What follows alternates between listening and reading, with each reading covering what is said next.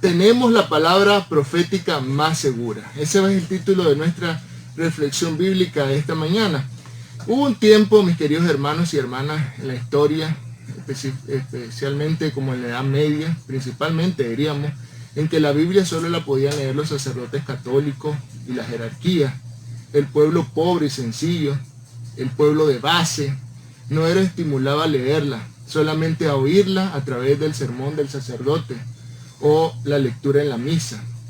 Fue precisamente el movimiento cristiano conocido como la Reforma Protestante el que rescató la lectura de la Biblia para todos los sectores del pueblo cristiano. Por ejemplo, Casiodoro de Reina, reformista español, dijo: nadie se ha de interponer entre el texto sagrado y el lector. Las palabras de Dios no pueden quedar en manos de unos pocos.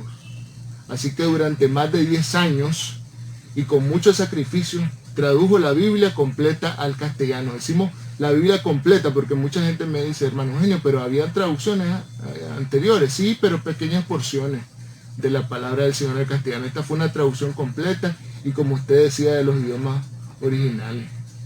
Fue publicada en Basilea, Suiza, el 26 de septiembre de 1569. Vamos a hacer el comercial. Por eso es que el próximo domingo, que es 26 de septiembre, las iglesias bautistas de la región central Managua de nuestra convención, vamos a conmemorar el 452 aniversario de la traducción de la Biblia al castellano. Amén, así es.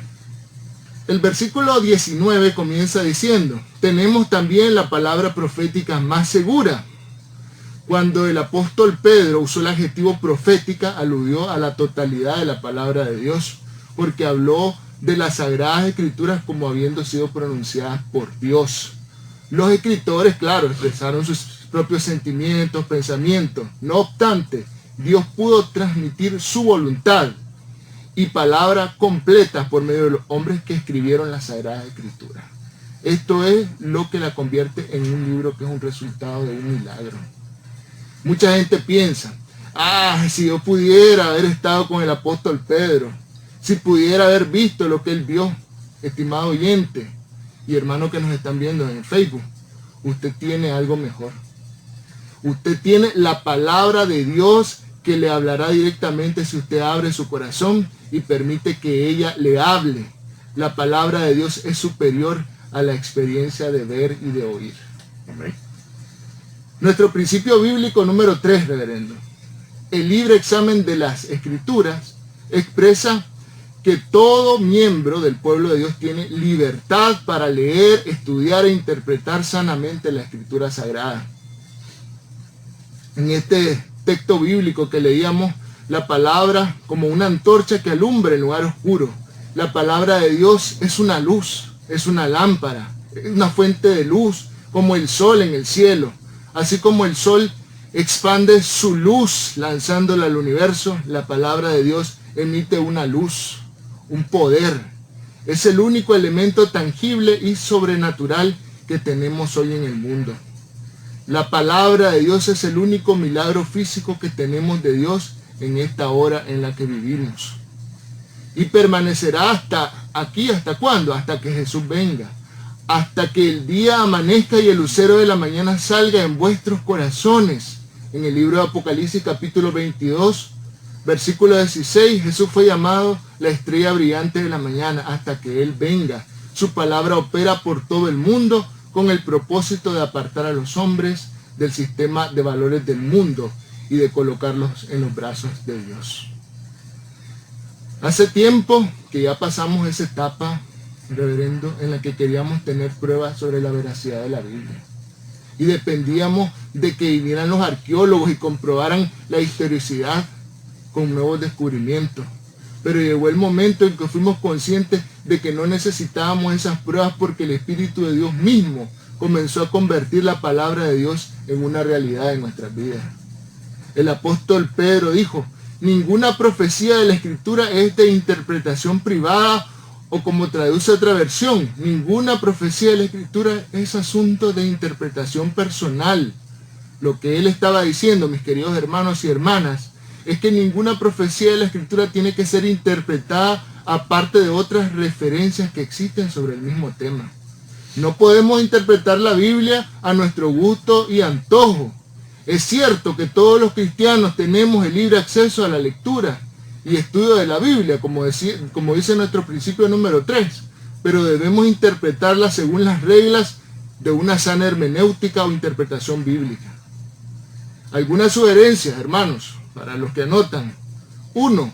Cuando lea un texto, considere el contexto total del pasaje. 2.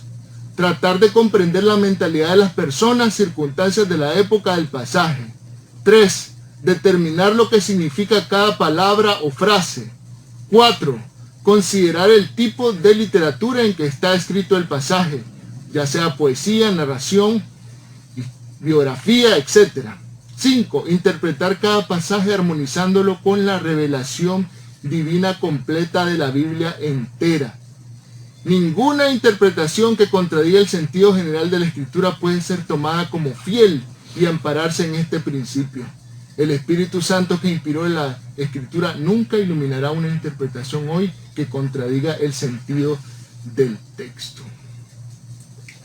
Destacamos la frase, porque nunca la profecía fue traída por voluntad humana, y con esto voy terminando. Obviamente el apóstol se estaba refiriendo a la profecía del Antiguo Testamento. Esa profecía no tuvo su origen en la voluntad humana. No es que, por ejemplo, Isaías se sentó ante un manuscrito y dijo, voy a ver qué escribo. No, nada de eso. El versículo continúa diciendo, los profetas hablaron de parte de Dios impulsados por el Espíritu Santo. Esa es una hermosa figura de lenguaje. Eso significa en el griego la idea de un velero. El viento llega hasta sus grandes velas, la hincha e impulsa el barco, y fue de esta manera que el Espíritu impulsó a aquellos hombres a escribir el mensaje que Dios quería transmitir. Así que el apóstol Pedro nos está diciendo que tenemos la palabra profética más segura, y al hacerlo colocó una roca segura bajo nuestros pies. Podemos tener confianza en las Sagradas Escrituras. Hermanos y hermanas, no resulta sorprendente que la palabra de Dios haya sido atacada más que cualquier otra obra. Si el enemigo pudiera librarse del fundamento, sabe que el edificio se derrumbaría.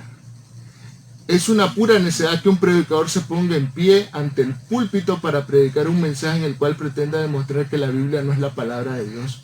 Para un predicador el desacreditar la palabra de Dios es una insensatez, porque las Sagradas Escrituras, tal como las tenemos en la actualidad, constituyen un fundamento sólido sobre el cual se apoya nuestra fe y nuestro ministerio.